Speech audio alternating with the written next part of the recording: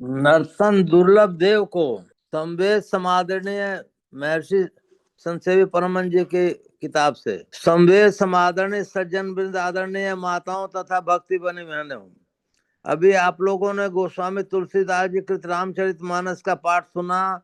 मर्यादा पुरुषोत्तम भगवान श्री राम ने गुरुजन, पुरजन, ब्राह्मण, सज्जन सबको बुलाकर उपदेश दिया।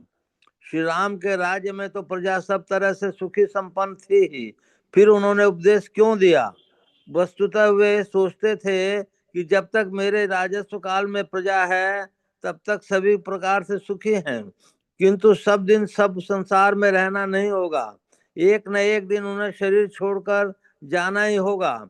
हमारी प्रजा जहाँ जाएगी वहाँ जहाँ भी सुख से रहे, इसी को मुक्ति बताते के लिए उन्होंने उपदेश दिया।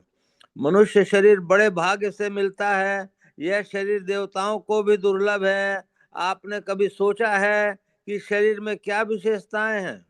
मनुष्य शरीर भाग्यवान क्यों है? साधन धाम मोक्ष कर द्वारा कहकर भगवान श्री राम ने स्पष्ट बतलाया कि मनुष्य शरीर साधनों का भंडार है एवं इसके अंदर मोक्ष के जाने का द्वार भी है। हमें खोज करनी चाहिए कि यह मोक्ष का द्वार कहाँ है। लौकिक और पारलौकिक जितनी भी विद्याएं हैं सभी मानव शरीर में भरी पड़ी हैं। इस शरीर में सभी विद्याएं, सभी देवता तथा सभी प्रकार के तीर्थ विद्वान हैं। हम देवालय में एक देवी या देवता की पूजा करने जाते हैं, जबकि समस्त देवी देवताओं का नियम निवास मनुष्य शरीर में है। हम 2-4 तीर्थों में जाते हैं, लेकिन इस शरीर में सभी तीर्थ भरे पड़े हैं। आप कहेंगे कि शरीर में इसका निवास रहते हुए भी हमें इसकी प्रत्यक्षता नहीं होती। समाधान स्वरूप निवेदन है कि दियासलाई में आग भरी हुई होती है, पर जब तक काठी घिसी नहीं जाती तब तक उस पर अग्नि नहीं जलती।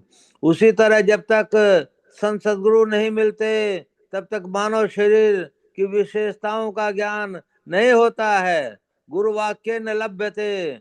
जिस तरह दूध को हम कितना भी ओटे मलाई बन जाएगी, खोआ बन जाएगा, लेकिन दही बनाने के लिए जामन की आवश्यकता होती है।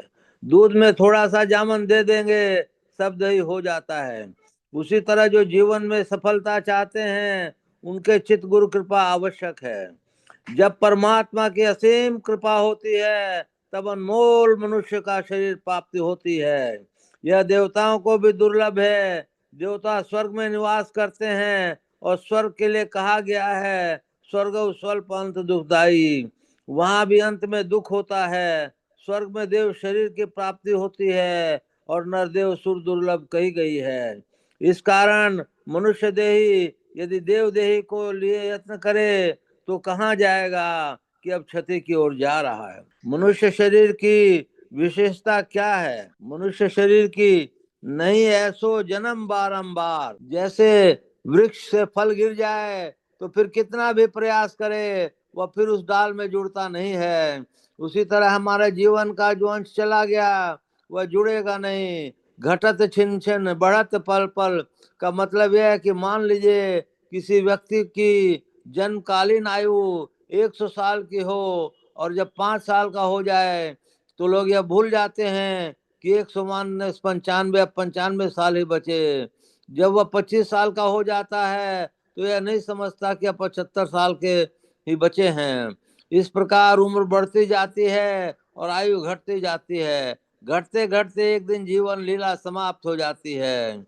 संत कबीर साहब कहते हैं मनुष्य शरीर से यदि भजन नहीं कर सके तो आवागमन के दुष्चक्र में भटकते रहना पड़ेगा। एक कवि ने अच्छा कहा है, इसका कहना है कि मनुष्य शरीर बहुत दुर्लभ है।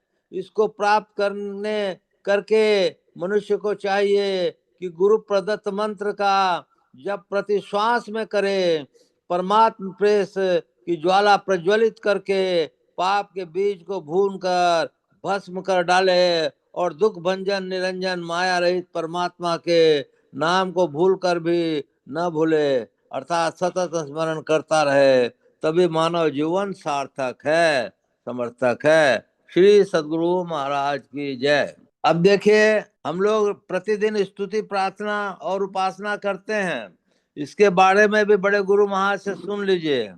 श्री सद्गुरु महाराज की जय।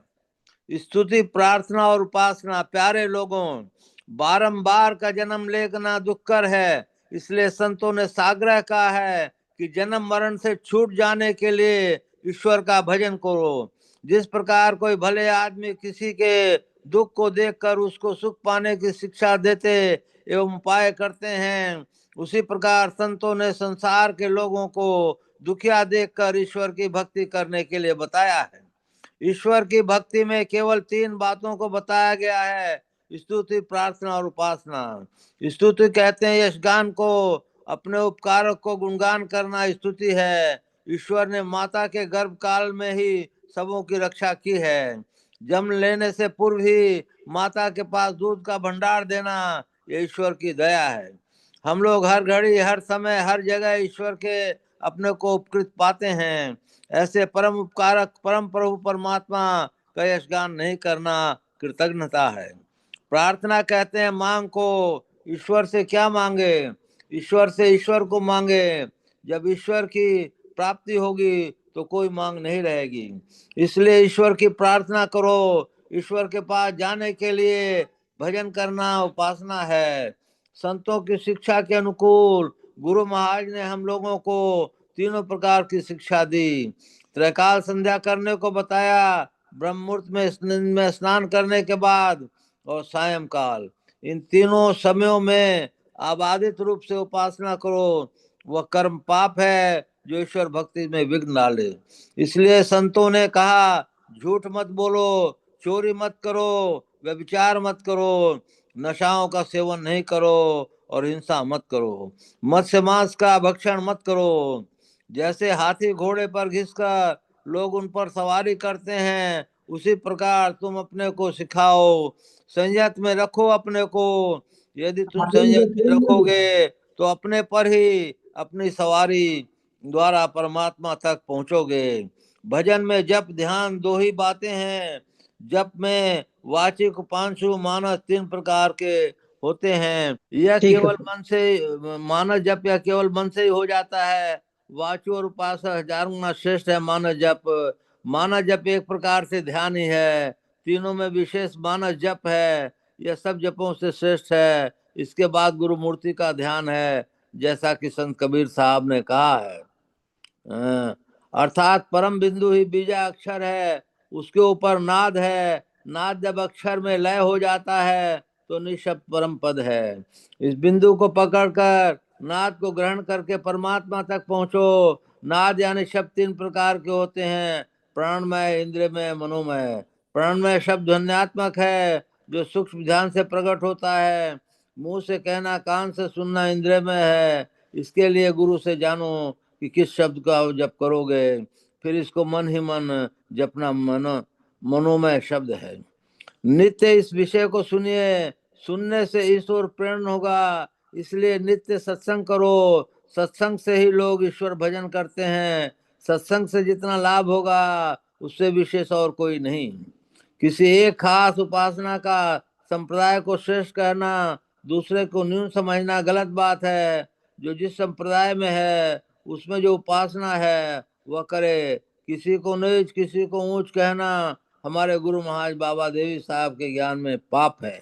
किसी संप्रदाय से कोई लड़ाई झगड़ा करो, सभी मिलकर रहो, ईश्वर का भजन करो। सभी संतों ने सदाचार पालन करने के लिए कहा, ध्यान करने को कहा और सत्संग करने को कहा। इन तीनों को नित्य किया करो। श्री सद्गुरु महाराज की जय।